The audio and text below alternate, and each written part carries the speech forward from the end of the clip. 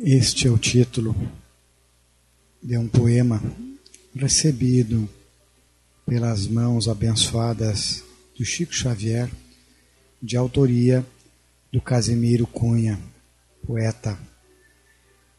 E ele, sobre a caridade, sobre a supremacia da caridade, ele nos diz o seguinte: a fé é a força potente que desponta na alma do crente, elevando-a aos altos céus.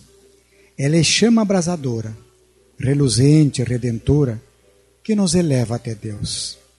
A esperança é flor virente, alva estrela resplandente, que ilumina os corações, que conduz as criaturas às almejadas venturas entre célicos clarões.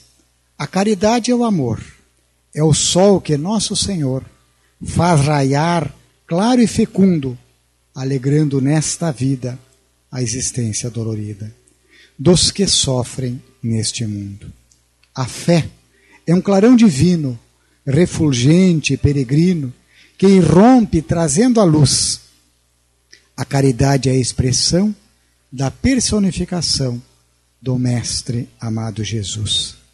A esperança é qual lume ou capitoso perfume que nos alenta na dor. A caridade é uma aurora que resplande a toda hora, nada empana o seu fulgor. Seja, pois, abençoada esta fúlgida alvorada, a raiar eternamente, caridade salvadora, pura bênção redentora do Senhor onipotente. Tão modernamente, Chico revive esta máxima da caridade como um convite para a nossa vida. E esta mensagem, neste belo poema de Casimiro Cunha, ela não é nova, pois que a época dos evangelistas, a época de Paulo, ele trouxe também um poema vigoroso, numa assertiva, num chamamento, num brado muito forte, e que talvez esteja no inconsciente de muitos de nós que já transitamos pelas fileiras cristãs e em algum momento fomos chamados às hostes daqueles que devem se comprometer com o amor ao próximo, com a fraternidade, com o trabalho útil, com a verdadeira caridade. E segundo Paulo, a necessidade da caridade está relembrada no seguinte libelo: ainda quando eu falasse todas as línguas dos homens e a língua dos próprios anjos, se eu não tiver caridade, serei como o bronze que soa e um símbolo que retine. Ainda quando tivesse o dom da profecia, que penetrasse todos os mistérios e tivesse perfeita ciência de todas as coisas, ainda quando tivesse a fé possível, até o ponto de transportar montanhas, se não tiver caridade, nada sou. E quando houver distribuído os meus bens para alimentar os pobres, e houvesse entregado o meu corpo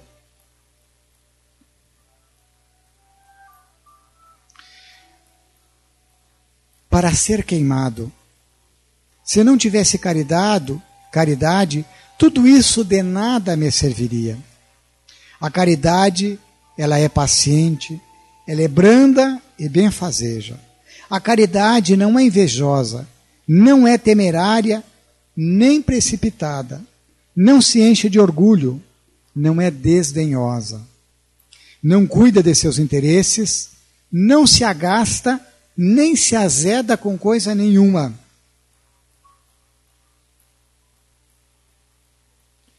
Não suspeita mal, não se rejubila com a injustiça, mas se rejubila com a verdade. Tudo suporta, tudo crê, tudo espera, tudo sofre. Agora, estas três virtudes, a fé, a esperança e a caridade permanecem. Mas dentre elas, a mais excelente é a caridade. Nós encontramos esta fala vigorosa de Paulo na primeira epístola aos Coríntios, no capítulo 13, do versículo de 1 a 7 e o 13.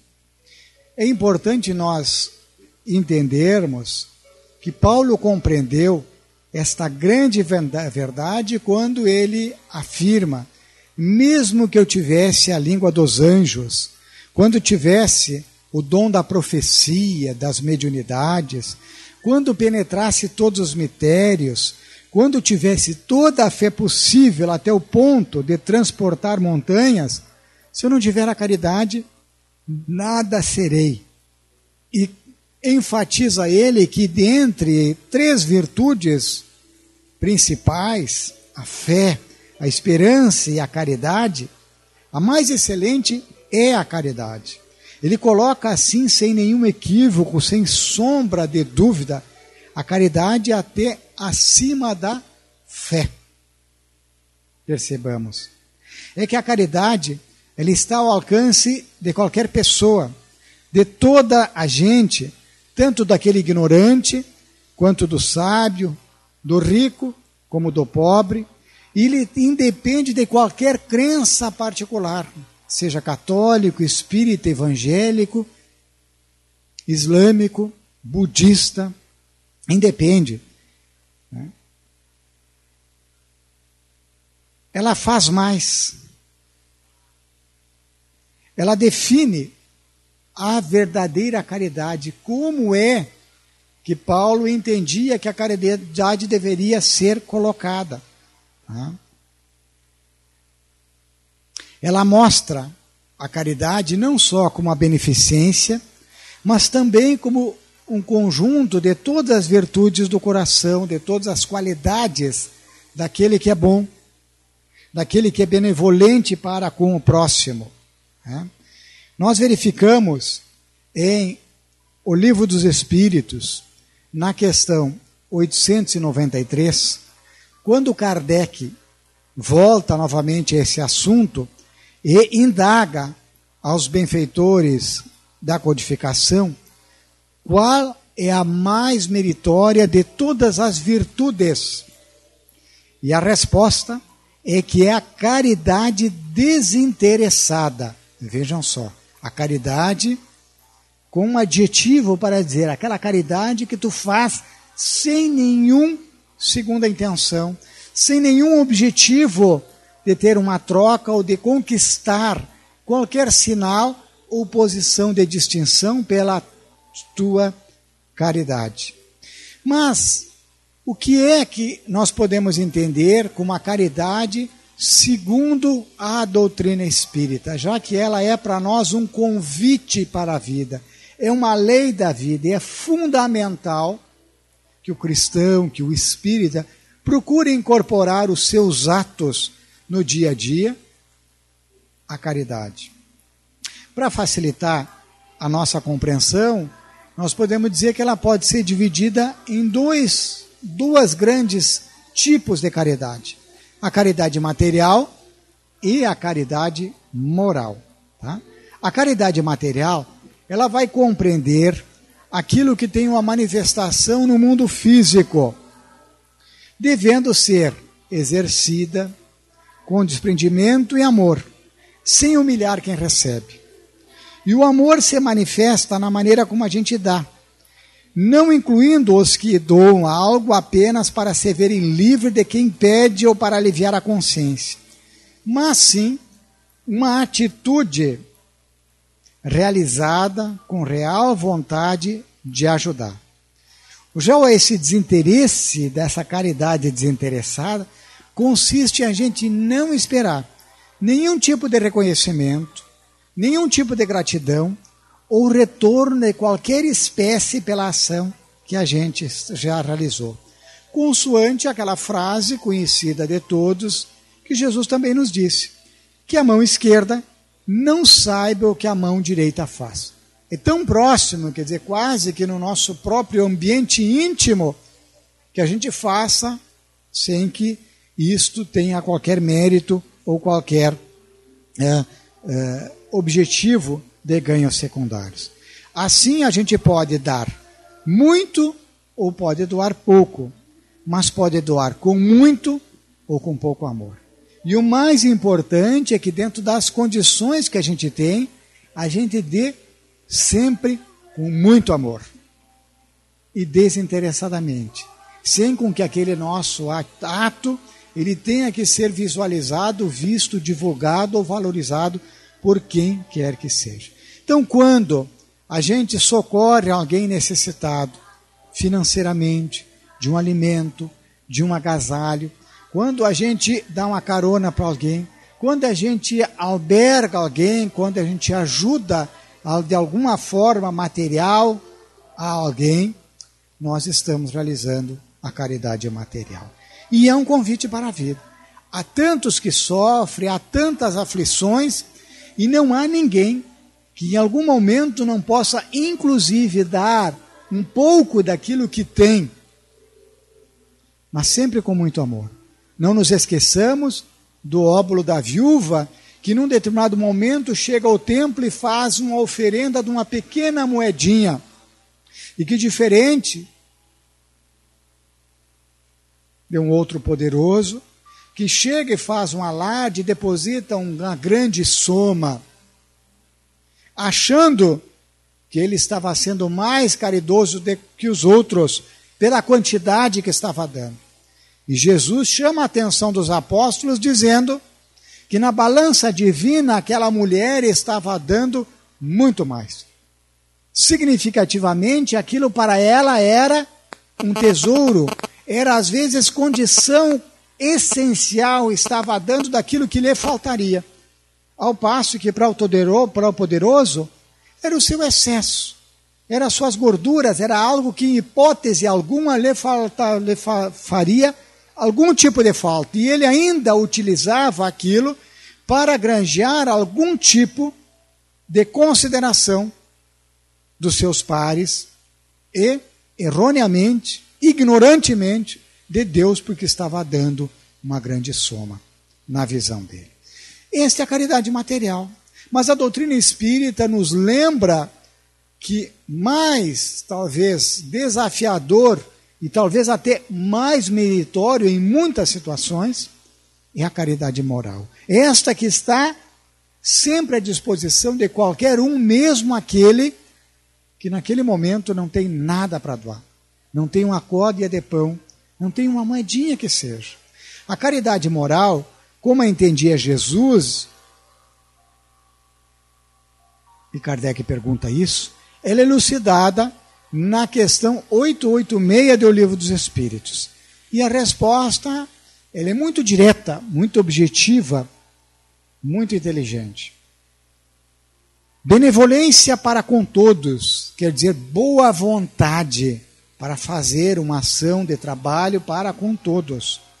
Indulgência para com as imperfeições alheias, significa tolerância para com as imperfeições, com as fragilidades, com as limitações dos outros. E perdão das ofensas, o que já é autoexplicativo. Esse conceito de caridade, ele vai reunir todos os deveres do ser humano para com o seu próximo. Benevolência, indulgência e perdão. E ele pode ser exercitado através de 3 perguntas que nós vamos pensar agora. Ao pensar, julgando ou avaliando o próximo, como é que eu devo proceder? Eu vejo uma situação, eu vejo uma atitude, eu vejo uma postura de um amigo, de um familiar, de um desconhecido, de uma pessoa na rua. Como é que eu devo proceder? Sempre com benevolência, com boa vontade de entender aquela situação, aquela ação do outro. Jamais um julgamento condenatório, até porque eu não sei as nuances que estão envolvidas naquela atitude daquela pessoa. Como está o momento que ele está vivendo? Como está o seu turbilhão de emoções, de ideias? Como ele está conseguindo enfrentar a soma de problemas, o seu fardo no momento? Como está a sua fé? Como, inclusive, está o seu mérito pelas ações de caridade que sempre acabam funcionando para nós como um alívio, como um amparo. Pois que quando nós semeamos boas sementes, em determinados momentos, nós vamos ter a boa colheita. E mesmo que não tenhamos essa intenção, a ajuda vem, o alívio chega. E o enfrentamento dos desafios nos é facilitado. Como deve ser, a segunda questão, a minha ação para com o meu próximo? Como é que eu tenho que agir com o meu próximo naquele momento? Sempre com boa vontade ou com benevolência. E a primeira boa vontade é a gente escutar o outro. Às vezes nós não temos disposição para escutar o outro. A gente interrompe, a gente não quer nem falhar, não quer nem ouvir falar. A gente até está ali de corpo presente, mas os ouvidos desatentos, o som está entrando, não está tendo um significado. Não está tocando o nosso coração. Nós não estamos vendo com os olhos estamos vendo com o nosso coração. Não estamos percebendo, inclusive, aquilo que o outro não consegue dizer por palavras, que é o seu estado mental, que é o seu estado espiritual, que é o seu ânimo. A gente não percebe, às vezes, a realidade do que o outro está apresentando para nós. E, por último, como devo receber a ação do meu próximo? Qualquer ação que faça. Sempre com a disposição de perdoar, quando ela for inadequada, quando ela for irresponsável, quando ela não for correta. Não signifique que a gente tenha que aceitar. O perdoar é não desejar o mal. Mas, em muitos momentos, é dizer sim, sim, não concordo com você. Não aceito essa posição. Não desejo o mal, mas isso é o limite. Respeito, eu gosto. É necessário. Esse é teu espaço. A pessoa não precisa virar um capacho dos outros. Ela pode ter uma postura sem com que essa postura seja de agressão, mas seja uma postura de limite, de posicionamento, de orientação, de esclarecimento que vai facilitar o convívio, que inclusive é autoeducativa para si e educativa para o outro, que talvez não tenha pensado sobre aquilo ali. Então, nesses aspectos, dentro dessas 3 perguntas, a caridade moral ela pode ser, e vamos elencar alguns itens. Ela pode ser verbal. Eu posso fazer a caridade moral verbalmente. De que jeito? Através de palavras que consolam, palavras que esclarecem e que edificam. Eu posso falar uma coisa boa, eu posso trazer um bom exemplo, eu posso contar uma boa história, eu posso trazer uma prece que aproxima de Deus. Eu posso fazer uma prece. Vamos orar juntos? Vamos fazer uma prece silenciosa para aquele irmão que está irritado, que está perturbado? Em qualquer momento, aonde quer que ele se encontre, conhecido ou desconhecido. No noticiário que a gente ouve, eu posso, e alguma situação me impacta, eu posso fazer uma prece à distância. E tenho que confiar no potencial da minha prece, que certamente somado a outras preces de outras pessoas interessadas na melhoria, vão ter a sua força multiplicada. Eu posso fazer prece por aquela pessoa que está agitada, numa fila de banco, numa repartição pública, num consultório médico, num pronto-socorro de um hospital, pelas ruas, um motorista impaciente, irritado, uma pessoa alcoolizada em via pública, alguém belicoso, irritado. Eu posso fazer uma prece, né? Eu posso usar do silêncio em determinados momentos e também posso usar de suavidade no falar. O tom da nossa voz, ela vai envolver, às vezes, estabelecendo um padrão que acalma, que tranquiliza. Não é por acaso que nós temos a tendência de entrar num ritmo melhor quando a gente entra e começa a escutar uma música suave, calma, tranquilizante. Assim é uma voz.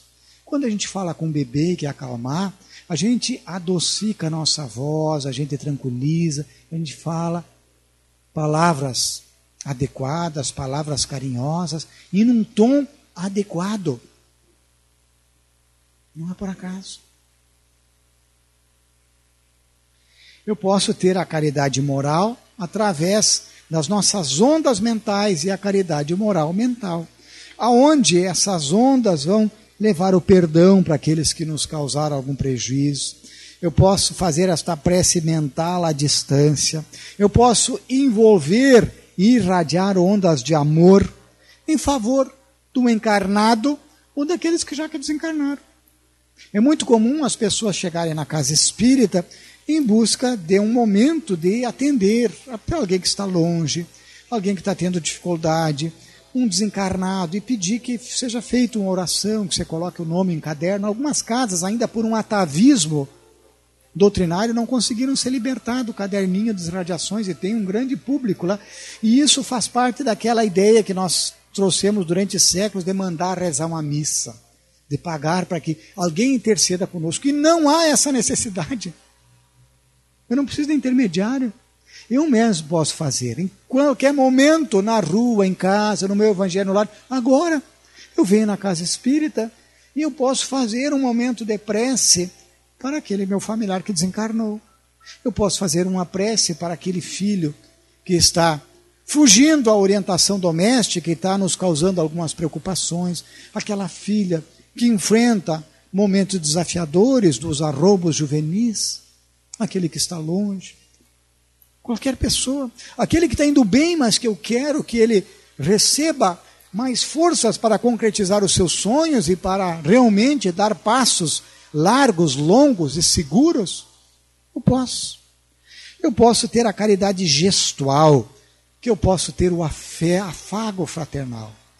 Uma mão que encosta suavemente, indicando que vai fazê-lo e aceitando essa, percebendo a aceitação do outro, que toca no ombro, um cumprimento caloroso, um abraço, este aperto de mão, um sorriso que eu dou em direção a outra pessoa, qualquer gesto de carinho, com os mais próximos, um carinho, um colo, um carinho na cabeça. É importante. Eu posso ter essa caridade moral passiva, em que às vezes eu silenciar diante de uma ofensa, eu buscar a atenção, ouvir, para que o outro possa ter o desabafo naquele momento em que ele só quer falar, ele não quer nem ser interrompido, ele não quer conselho, não quer nada, ele precisa falar, porque no momento que a pessoa fala, ela faz uma catarse, ela faz uma limpeza, uma higiene, uma faxina interna, e ela se reorganiza, ela pensa sobre aquilo e de repente ela está mais aliviada. Quantos? Então tem que falar com alguém. Fala, diz, que bom, você me ajudou tanto. E a pessoa não disse nada. Ajudou porque teve a caridade passiva de silenciar, de escutar. É tão importante isso.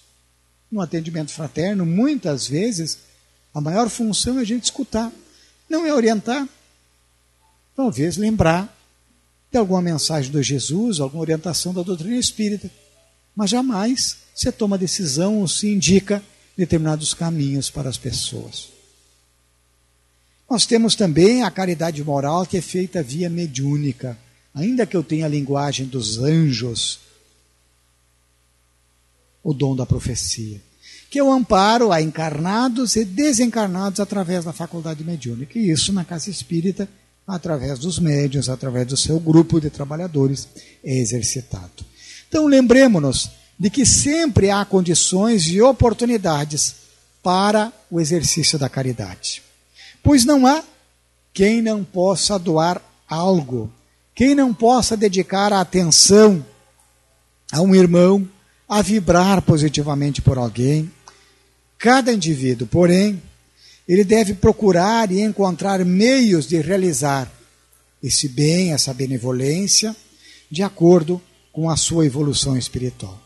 Mas acontece que, à medida que nós vamos evoluindo e que vamos compreendendo que fora da caridade não há salvação, que é um capítulo do Evangelho segundo o Espiritismo, e na verdade não há evolução, não há melhoria, não há conquista de consciência tranquila e por conseguinte de felicidade, de paz de espírito, o espírito vai se esforçando por praticá-la em suas diversas manifestações. E assim, pelo esforço de praticarmos a caridade, automaticamente nós vamos nos libertando dos vícios que nos levam ao arrastamento do mal e que são o chamariz para espíritos mais inferiores que nós. Eliminam de nós, então, o quê? O orgulho, e o egoísmo, que são as grandes chagas da humanidade. Tá? E isso acontece na exata proporção em que nos elevamos a Deus e que atendemos a esse convite da vida, que é a prática da caridade. Que Jesus nos ampare, nos oriente e nos ajude nesta jornada em busca da nossa iluminação e da prática da caridade. Que assim seja.